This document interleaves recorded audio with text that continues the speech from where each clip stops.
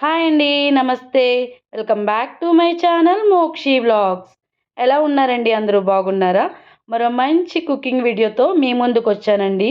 ఈరోజు ఈ వీడియోలో అయితే ఒక మంచి స్నాక్ ఐటెమ్ అయితే చేసి చూపిస్తున్నానండి. ఇది ఈవినింగ్ పిల్లలొచ్చేటప్పటికి ఇలా చేసి పెడితే చాలా ఇష్టంగా అయితే తింటారు. ఫస్ట్ అయితే దీనికోసం గోధుమ పిండి అయితే తీసుకుంటున్నాను. ఇక్కడ 1 కప్ గోధుమ పిండి, 1 ½ కప్ అయితే తీసుకున్నానండి గోధుమ పిండి.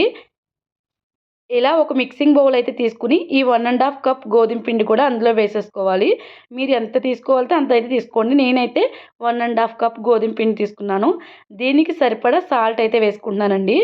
అంటే ఒక హాఫ్ టేబుల్ స్పూన్ సాల్ట్ వేసుకుంటున్నాను. అలాగే కారం, 1 స్పూన్ కారం.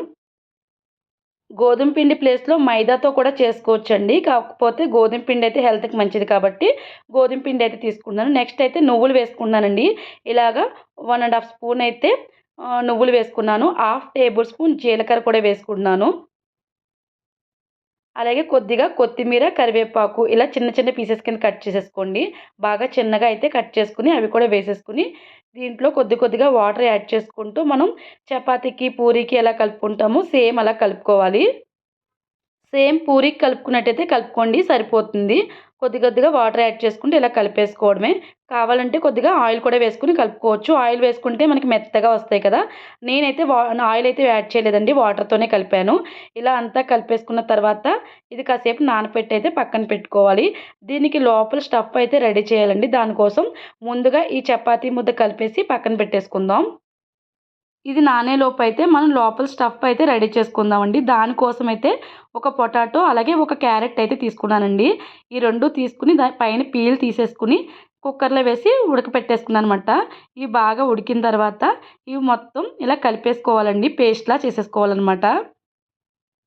క్యారెట్ వద్దనుకున్న వాళ్ళు క్యారెట్ స్కిప్ చేసేసి పొటాటో ఒకటి వేసుకొని చేసుకోవచ్చండి. కాకపోతే పిల్లలకి కాబట్టి క్యారెట్ వేసుకుంటే మంచిది కదా! అందుకని ఇక్కడ నేనైతే క్యారెట్ అయితే వేశాను. ఇలా ఇవన్నీ కూడా ఇలా పేస్ట్ చేసేసుకొని ఇప్పుడు దీంట్లో మనం సాల్ట్, కారం ఇవన్నీ యాడ్ చేసుకోవాలండి. ఇలా మెత్తగా చేసేసుకోవాలన్నమాట. చూస్తున్నారు కదా! ఇలా అయితే పేస్ట్ చేసేసుకోవాలి. ఇప్పుడైతే దీంట్లో ఒక హాఫ్ టేబుల్ స్పూన్ సాల్ట్ అంటే మనం తీసుకున్న పొటాటోకి సరిపడా సాల్ట్ అయితే వేసుకోండి. 1 స్పూన్ కారం, అలాగే ఒక హాఫ్ టేబుల్ స్పూన్ పసుపు, ఒక స్పూన్ జీలకర్ర. మనం జీలకర్ర ఆల్రెడీ చపాతీలో కూడా కలిపేటప్పుడు కూడా వేసుకున్నాం కదండీ! అలాగే కొద్దిగా కొత్తిమీర, కరివేపాకు ఇవి కూడా చిన్న చిన్న పీసెస్ కింద కట్ చేసుకొని అవి కూడా వేసుకోండి. అలాగే ఒక ఆనియన్, ఒక చిన్న సైజ్ ఆనియన్, 1 పచ్చిమిర్చి అవి కూడా చిన్న చిన్న పీసెస్ కింద కట్ చేసుకోవాలి. ఆనియన్ అయితే బాగా చిన్నగా కట్ చేసుకోవాలండి. ఇలా కట్ చేసేసుకొని అవి కూడా వేసేసుకోవాలి. అలాగే ఒక half table spoon garam masala అయితే వేస్తున్నానండి. అలాగే ఒక హాఫ్ టేబుల్ స్పూన్ అల్లం వెల్లుల్లి పేస్ట్.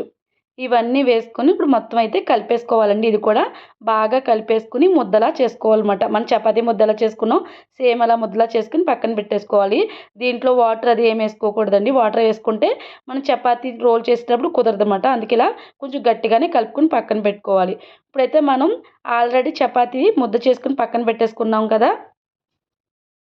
ఇలా ఈ చపాతీ పిండిని తీసుకొని బాగా కలుపుకొని ఇది 2 పీసెస్ కింద కట్ చేసుకోండి. అంటే 2 ముద్దల కింద చేసుకోండి సరిపోతుంది. ఇలా కొంచెం ఎక్కువగానే చపాతీ పిండి అయితే తీసుకోవాలండి. అంటే మనం చపాతీ చేసుకున్నంత చిన్నగా అయితే కాదు. కొంచెం దళసరిగా అయితే చేసుకోవాలి. అంటే లోపల మనం స్టఫ్ పెడతాం కాబట్టి కొంచెం దళసరిగానే చపాతీ అనేది చేసుకోవాలన్నమాట. చూస్తున్నారు కదా! ఇలా పెద్దగా ఒక చపాతీ చేసుకొని, అది కూడా దళసరిగా చేసుకోవాలి. పలచగా అయితే చేసుకోకూడదండి. ఇలా దళసరిగా ఒక చపాతీ చేసుకొని, మనం ఆల్రెడీ పొటాటో రెడీ చేసి పక్కన పెట్టాం కదండీ! పొటాటో స్టఫ్ చేసి పక్కన పెట్టాం కదా! అది తెచ్చుకొని దీని మీద ఇలా వేసుకోవాలన్నమాట. అంటే ఈ చపాతీ అంతా కలిసేలా కలిపేలాగా ఇలా మొత్తం అంతా కూడా అంటించుకోవాలి. చూస్తున్నారు కదా! ఇదంతా కూడా ఇలా పెట్టుకొని, ఇప్పుడు మనం అయితే ఇది రోల్ చేసుకోవాలన్నమాట అండి. ఎక్కడ కూడా గ్యాప్ లేకుండా ఇలా పెట్టండి. అందుకే ఆనియన్స్ ఇవన్నీ కూడా చిన్న చిన్న పీసెస్ కింద కట్ చేసుకుంటే మనకి ఎక్కడ కూడా అవి చపాతీ చేసుకున్నప్పుడు ఈజీగా వచ్చేస్తాయి. ఇప్పుడు ఇలా రోల్ చేసుకోవాలి. చూస్తున్నారు కదా! వీడియోలో చూస్తున్నట్టు ఇలా రోల్ చేసుకోండి. ఇలా రోల్ చేసేసుకొని మొత్తం చపాతీ అంతా ఒకసారి ఇలా కలుపుకోండి. ఇలా కలుపుకున్న తర్వాత దీన్ని పీసెస్ కింద కట్ చేసుకోవాలనమాట. ఇదంతా కూడా కొంచెం పిండి వేసుకొని ఒకసారి ఇలా కలుపుకొని కొంచెం తప్పడగా చేసుకోండి. ఇప్పుడు చివరి ఎడ్జెస్ తీసేసి ఇలా చిన్న చిన్న పీసెస్ కింద కట్ చేసుకోవాలి రోల్‌లాగా. ఇలా మొత్తం అంతా కూడా కట్ చేసేసుకోవడమే. చూస్తున్నారు కదా! వీడియోలో చూపిస్తున్నట్టు ఇలా కట్ చేసేసుకోండి. చివరి ఎడ్జెస్ తీసేసి. ఇప్పుడు కట్ చేసుకున్న తర్వాత ఒక్కొక్క పీసు తీసుకొని కొద్దిగా పొడిపిండి అయితే వేసుకొని ఇలా చేసుకోండి సరిపోతుంది. చూస్తున్నారు కదా! ఇలా తప్పడుగా చేసుకుంటే మనకు రోల్స్ అయితే వస్తాయన్నమాట. ఇవన్నీ కూడా చేసేసుకొని ఒక ప్లేట్‌లో వేసుకొని పక్కన పెట్టేసుకోండి. ఇలా కట్ చేస్తున్నప్పుడు చూస్తున్నారు కదా! పొటాటో, కరివేపాకు ఇవన్నీ కూడా మనకు సెపరేట్‌గా కనిపిస్తున్నాయి.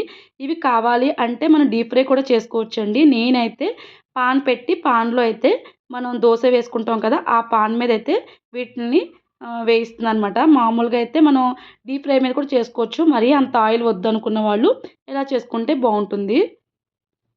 కావాలనుకుంటే డీప్ ఫ్రై చేసుకోవచ్చండి. లేదు అంటే ఇలా పాన్ మీద ఇలా ఆయిల్ వేసుకొని ఒక 2 స్పూన్స్ ఆయిల్ వేసుకొని వన్ బై వన్ అన్నీ వేసుకొని మనం వేయించుకోవడమే. ఇవైతే ఉడికిపోతాయండి. మనం పొటాటో ఆల్రెడీ ఉడకబెట్టిందే. చపాతీ కూడా కాలిపోతుంది కాబట్టి బాగా ఉడుకుతుంది. కాకపోతే ఒక 10 మినిట్స్ వరకైతే వేగనివ్వాలి.